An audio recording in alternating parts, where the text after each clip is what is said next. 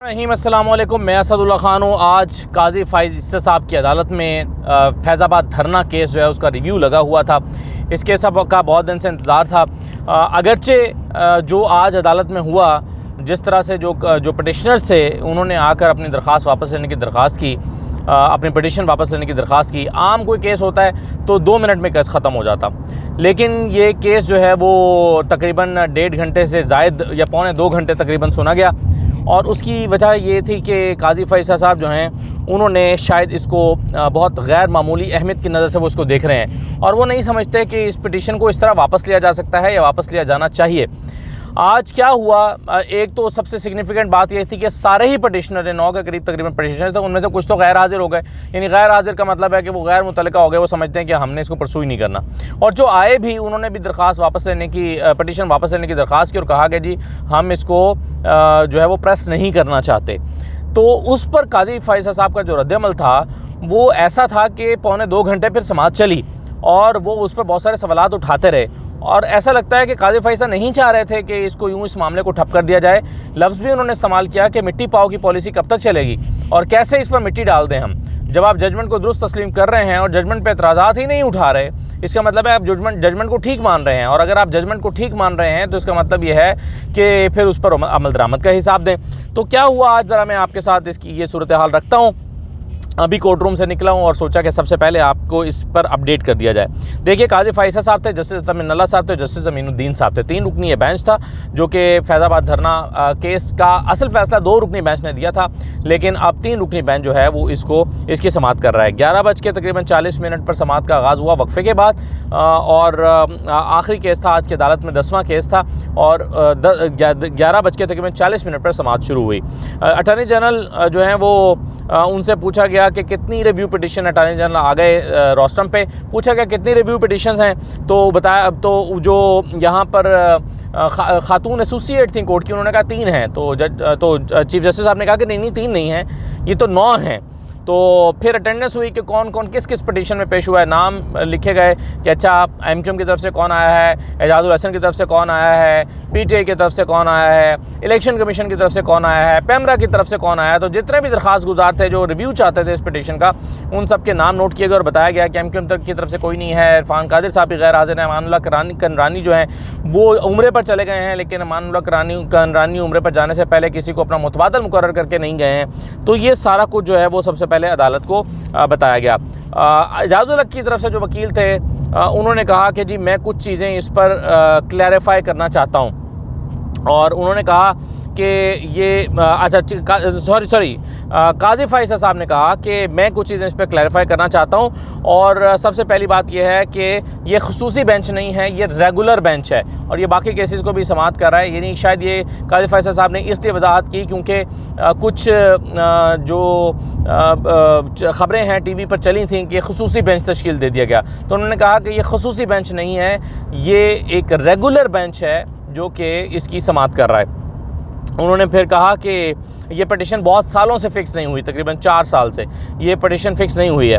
तो attorney general ने कहा कि फेडरेशन इस पटिशन को, यानी फिर समाअत का आगाज़ हुआ, कार्रवाई शुरू हो गई। अटॉर्नी जनरल सबसे पहले बोले, उन्होंने कहा कि फेडरेशन इस पटिशन को प्रेस नहीं करना चाहती। काजी साहब ने कहा कि पहले आपने पटिशन फ़ाइल की और अब आप इसे प्रेस नहीं करना चाहते, क्या आप इसकी वजूहात बताएंगे कि पहले फिर आपने फ़ाइल क्यों की थी, और अगर फ़ाइल कर दी थी तो आप इसको प्रेस क्यों नहीं करना चाहते। तो अटॉर्नी जनरल अनवर मंसूर अवान साहब ने कहा कि इस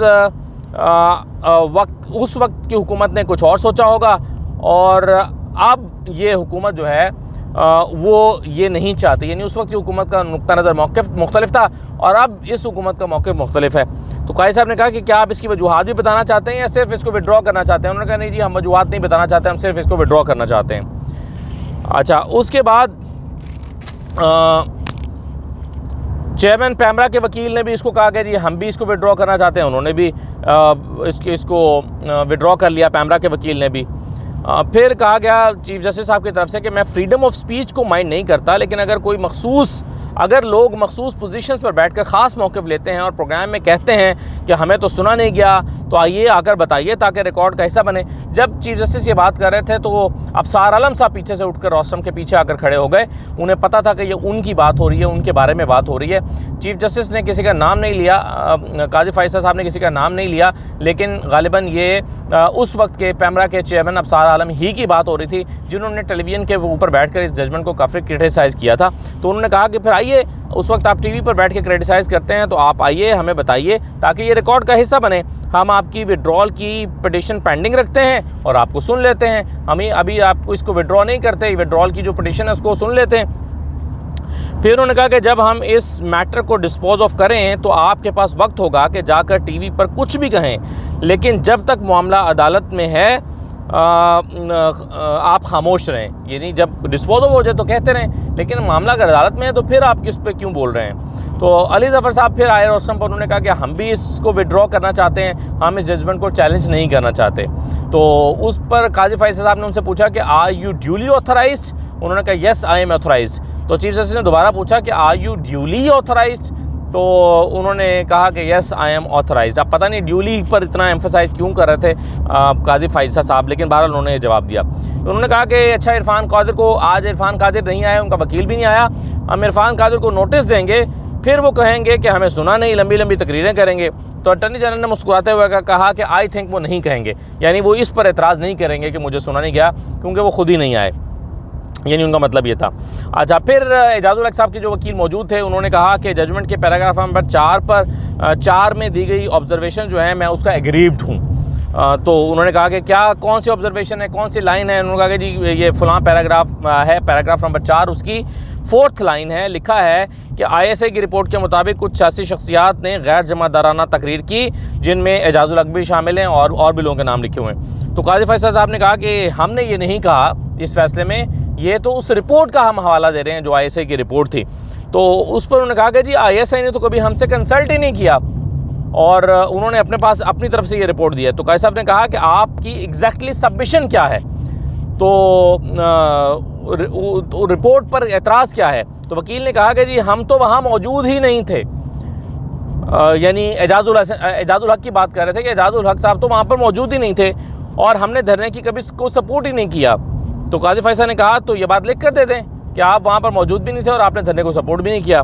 तो तरमिनल्लाह साहब इस पर बड़े हैरान हुए और उन्होंने कहा हैरत से कि आपको यकीन है कि आप वहाँ पर मौजूद नहीं थे? उन्होंने कहा कि जी जनाब, हमें यकीन है कि हम वहाँ पर थे नहीं। तो तरमिनल्लाह साहब ने कहा कि जनाब जल्दी ना कीजिए, क्या आपने CMA पढ़ी है? वकील ने कहा कि जी नहीं पढ़ी। तो तरमिनल्लाह साहब ने कहा कि तो जल्दी ना कीजिए, आप फंस जाएंगे।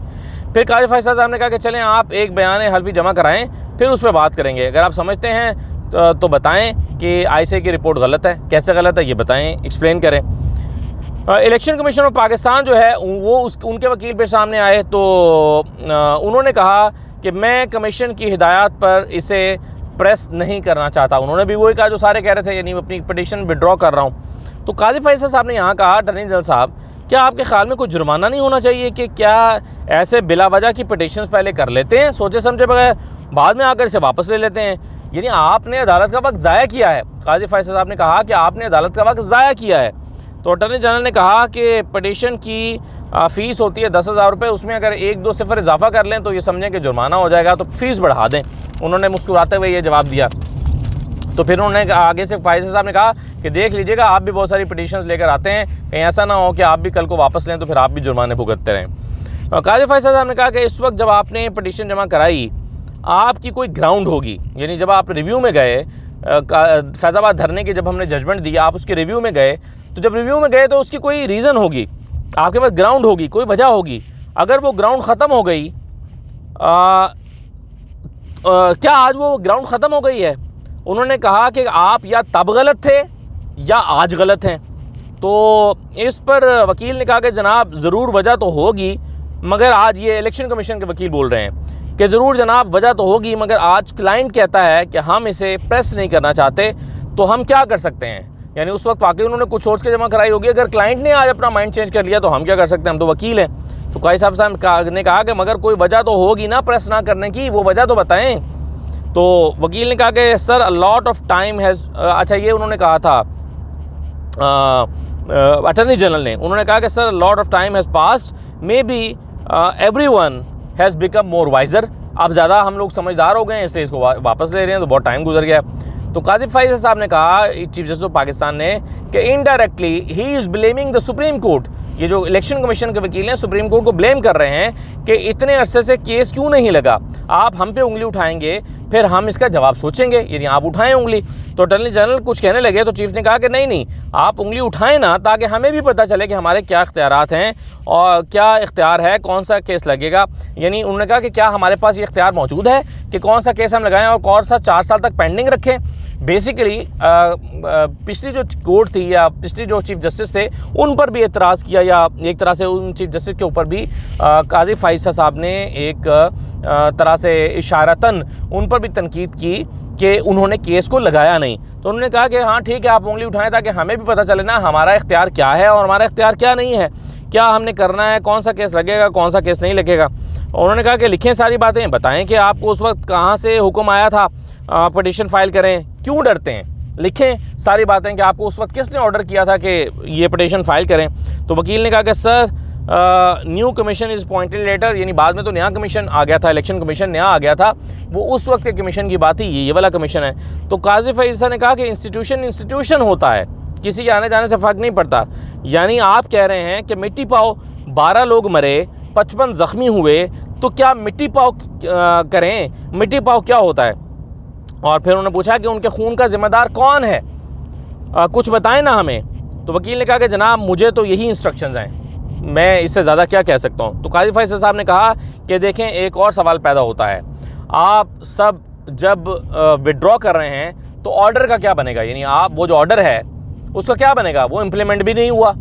और आज आप उसको जो आपकी रिव्यू पिटिशन है तो वो भी आप वापस ले रहे हैं, तो उस ऑर्डर का क्या होगा। तो फिर काजी फैसल साहब ने कहा कि Y everybody is so scared, सब डरे हुए क्यों हैं। अतमन्ना साहब ने कहा कि ऑर्डर पर अमल दरामद भी होना चाहिए था, withdrawing the petition is not enough, ये अतमन्ना साहब ने कहा। फिर काजी फैसल साहब ने कहा गलतियाँ सबसे होती हैं, हमसे भी हो सकती है, रिव्यू सुनने का मतलब ही होता है कि हम गलती तस्लीम करने को तैयार हैं और अपना फ़ैसला तब्दील करने को तैयार हैं। फिर काजी फैसल साहब ने, चीफ जस्टिस ऑफ पाकिस्तान ने कहा कि ज़रा हमारी जजमेंट पढ़ें। तो फिर एक एक पैराग्राफ करके जजमेंट पढ़ानी शुरू की। तो एक जजमेंट का पैराग्राफ नंबर 16 पढ़ा गया, कहा गया था ये 16 पैराग्राफ पढ़ें, तो वो पढ़ा गया। तो अटॉर्नी जनरल ने कहा कि जनाब judgment should be and will be implemented, implement होनी भी चाहिए और होगी भी। उस पर फिर काजी फैसल साहब ने कहा कि देखें, हज़रत अली से किसी ने सवाल किया क्या मोमिन कंजूस हो सकता है, तो जवाब मिला हाँ हो सकता है। पूछा क्या मोमिन डरपोक हो सकता है, उन्होंने कहा हो सकता है। और क्या मोमिन झूठा हो सकता है, तो उन्होंने कहा कि मोमिन झूठा नहीं हो सकता। फिर उस हदीस का भी हवाला दिया कि एक शख्स जो है उन नबी करीम सल्लल्लाहु अलैहि वसल्लम के पास आए, तो उसने आकर कहा कि जी मुझ में बहुत सारी ख़राबियाँ हैं, मैं ज़नाकार भी हूँ, शराब भी पीता हूँ, झूठ भी बोलता हूँ। तो हुज़ूर ने कहा सिर्फ एक आदत छोड़ दो, झूठ बोलना छोड़ दो, बाकी बेशक करते रहो। तो उसने झूठ बोलना छोड़ा तो बाकी आदत भी उसकी सही हो गई, ये हवाला उन्होंने दिया। तो काजी फैसल साहब ने कहा कि जनाब एतराफ़ जुर्म तो कर लें, जज़ा तो बात की बात है, लेकिन आप एतराफ़ जुर्म तो करें। ये कहना कि हमें हुक्म मिला था, हमने उस वक्त आइनी इदारा होते हुए भी किसी फ़र्द वाहिद के हवाले किया हुआ था, और वो कहते हैं कि जी हम ये कहना कि हमें हुक्म मिला था और हमने आइनी इदारा होते हुए भी किसी फ़र्द वाहिद के हवाले किया हुआ था। बताएं ना, अगर हिम्मत है तो बताएं, किससे डर रहे हैं आप, बताएं, ऊपर वाले से तो नहीं, यानी वो कहते हैं कि किससे डर है आपको, ऊपर वाले से तो नहीं है, किसी और से है तो बताएं। आपको डर किससे है, ऊपर वाले से तो नहीं है, किससे है फिर डर, ये वो उन्होंने पूछा। फिर काजी फैसल साहब ने कहा कि अच्छा कुछ बताएं ना, अब ज़ाहिर है किसी के पास सवाल का जवाब नहीं था, खामोश थे। तो फिर काजी फैसल साहब ने कहा कि कुछ बताएं ना, आगे कैसे बढ़ें, कैसे चल रहे थे मामला 2017 में, कैसे चला ये धरना। अगर आज आप समझते हैं कि ये जजमेंट दुरुस्त था तो रिव्यू क्यों फ़ाइल हुआ। हम अपनी नौजवान नस्ल को क्या सबक दे रहे हैं, आप सबक दे रहे हैं कि मॉब बन के आओ तो कोई मसला नहीं है, 1-2 आओगे तो तुम्हें डील कर लिया जाएगा, लेकिन अगर मॉब बन के आओगे तो फिर कोई मसला नहीं है। फिर उन्होंने कहा कि वो साहब किधर हैं जिन्हें पाकिस्तान में जमहूरियत चाहिए थी, वो कनाडा से क्यों नहीं आते, वहाँ वो क्यों नहीं करते जो यहाँ करते थे। यानी कादरी साहब की तरफ उन्होंने इशारा किया, डॉक्टर ताहिरुल कादरी की तरफ। फिर उन्होंने कहा कि वकील ने कहा कि हमने जजमेंट कंप्लाई कर दी है, इसलिए इसे वापस ले रहे हैं, यानी नया नुक्ता सूझा इलेक्शन कमीशन के वकील को। उन्होंने कहा कि जी हमने जजमेंट कंप्लाई कर दिया इसलिए वापस ले रहे हैं। काजी फैसल साहब ने कहा कि चलें पढ़ें ज़रा जजमेंट की कौन सी कंप्लाइंस हुई है। तो उन्होंने जजमेंट पढ़ी कि जमातों के सोर्स ऑफ फंड्स की जांच की जाए। जजमेंट का एक पैराग्राफ था कि जो सोर्स ऑफ फंड्स हैं जमातों के, उनको जो है वो उसकी जांच पड़ताल की जाए। तो उन्होंने कहा कि तो हमने कर दिया है। तो काजी फैसल साहब ने कहा कि फिर लिख कर दें अगर कर दिया है। तो इसी दौरान डीजी लॉ आगे आने लगे, जो डीजी लॉ हैं इलेक्शन कमीशन के। तो वो दुबली पतली सी घबराई सी शख्सियत हैं, कभी मैंने उनको रोस्टम पे बोलते नहीं सुना। और इस सिवाय एक दफ़ा वो जब इलेक्शन बलदियाती इंतखाबात का मामला था तब वो कह रहे थे कि जी हमें 3 दिन देते हैं, हम इलेक्शन करा देंगे। उसके अलावा वो हमेशा अपना वकील लेकर आते हैं, हालांकि वो डीजी लॉ हैं। तो उन्होंने कहा, तो काजी फैसल साहब ने कहा कि ये कौन है। तो उनसे नहीं पूछा आप कौन है, बल्कि वकील से पूछा ये कौन है और क्यों बोलना चाह रहे हैं ये। तो उस पर उन्होंने कहा कि ये डायरेक्टर जनरल लॉ हैं इलेक्शन कमीशन के। तो काजी फैसल साहब ने कहा कि आपको इनके, फिर काजी साहब ने उनको मुखातिब किया डीजी लॉ को और कहा कि आपको अपने काउंसिल पर भरोसा नहीं है। उनका जी हाँ है। तो फिर काजी साहब ने कहा तो आप फिर क्यों बोलना चाह रहे हैं। तो वो फिर खामोश हो गए और पीछे हट गए। अच्छा, मैं आपको ये बता दूं, जब ये सारी क्लास हो रही थी तो सेक्रेटरी इलेक्शन कमीशन जो हैं उमर हमीद खान साहब भी तशरीफ़ लाए हुए थे आज, और वो सामने वाली जो कुर्सी है उस पर बैठे हुए थे। लेकिन जब ये इलेक्शन कमीशन की खूब तगड़ी क्लास हो रही थी तो उस वक्त काजी फाइज़ा साहब जो हैं, सॉरी इलेक्शन कमीशन के जो सेक्रेटरी हैं उमर हमीद खान साहब, वो नींद के शदीद झोंकों की जद में थे। वो उनकी गर्दन कभी इधर लड़खड़ाती थी और कभी इधर लड़खड़ाती थी, और उन्हें कोई सरोकार नहीं था कि इलेक्शन कमीशन के साथ उस वक्त क्या हो रही है, डीजी लॉ के साथ क्या हो रही है और इलेक्शन कमीशन के वकील के साथ क्या हो रही है।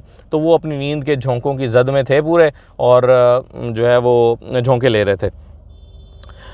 फिर काजी फैसल साहब ने कहा कि जी लिख कर दें जो कुछ हो रहा है, जो कुछ आप कहना चाहते हैं, और ये जो आपने फ़ंड्स की जांच पड़ताल की है। फिर अटॉर्नी जनरल ने कानून पढ़ा कि जी वो जो लिबर्टी है एहतजाज के हवाले से, फ्रीडम ऑफ जो क्या कहते हैं प्रोटेस्ट, फ्रीडम ऑफ प्रोटेस्ट है, लेकिन उसमें कानून की खिलाफ वर्जी ना हो। तो काजी फैसल साहब ने कहा कि क्या आपने उस वक्त धरने के लोगों से कोई एग्रीमेंट किया था। ये बहुत इंपॉर्टेंट नुक्ता था। उन्होंने क्या कहा कि आपने मुआहिदा किया था। उन्होंने कहा जी किया था। काजी साहब ने कहा क्या वो एग्रीमेंट अब भी कायम है। तो उन्होंने कहा कि जी हाँ कायम है। काजी फैसल साहब ने कहा क्या वो एग्रीमेंट रिकॉर्ड पर मौजूद है। तो अटॉर्नी जनरल ने कहा कि जी मेरी नज़र से गुजरा नहीं है, मैंने रिकॉर्ड नहीं देखा। तो फिर उन्होंने कहा कि जजमेंट में लिखा है कि कराची में मासूम शहरियों को कत्ल कर दिया गया। तो काजी साहब ने कहा कि मासूम शहरियों को कत्ल कर दिया गया तो आपने क्या किया। फिर उन्होंने कहा कि MQM आज आती नहीं, उस वक्त उनके वज़ीर थे पोर्ट एंड शिपिंग के, उन्होंने हर जगह कंटेनर्स फराहम करने शुरू कर दिए। भाई क्यों कंटेनर्स लगाते हो, क्या मसला है, हर जगह पर कंटेनर्स क्यों लगाते हो, ये काजी फैसल साहब ने कहा। फिर उन्होंने कुछ और जो है वो एक जुमला शायद मैंने सुना, अतर मिन्ना साहब कहते हैं कि अखबारात में हम देख रहे हैं कि सहाफ़ियों को हिरासा क्यों किया जा रहा है, गालिबन इमरान रियाज साहब की तरफ उनका इशारा था गालिबन। सूरह तौबा की आयत पढ़ी काजी फैसल साहब ने, 119 नंबर आयत, क्या ईमान वालों अल्लाह से डरो और सच्चे लोगों का साथ दो।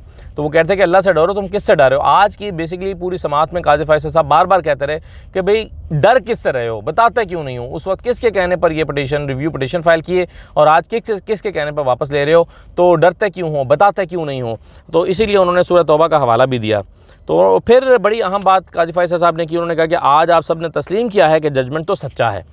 अगर अब आप साथ देना चाहें या ना देना चाहें, आपका इम्तहान आज से शुरू होता है, लेकिन जजमेंट तो सच्चा है। और फिर उन्होंने वजाहत की, उन्होंने कहा कि जी हमने ये जजमेंट डिस्पोज ऑफ नहीं की, यानी आप अगर इसको रिव्यू, आपकी जो पटिशन है सॉरी, ये डिस्पोज ऑफ नहीं की, आपने जो आज पटिशन दायर की है ये बरकरार है। हम आपको के बयानात, अब ये सिर्फ आपके बयानात रिकॉर्ड कर रहे हैं, और कई लोगों को ज़ाहिर हिदायत की गई कि वो अपने जवाबात तहरीरी जमा कराएं, और कई लोगों को ये हिदायत की गई कि वो अपना वकील लेकर आएँ और उनको अपीयर होने का मौका फ़राहम किया। तो ये जो आज की समात थी ये 30 अक्टूबर के लिए, यानी 1 महीने बाद तक के लिए अब मौखर हो गई है। 1 महीने बाद फैज़ाबाद धरना केस को दोबारा सुना जाएगा। इजाज़त दीजिए, अल्लाह हाफ़िज़।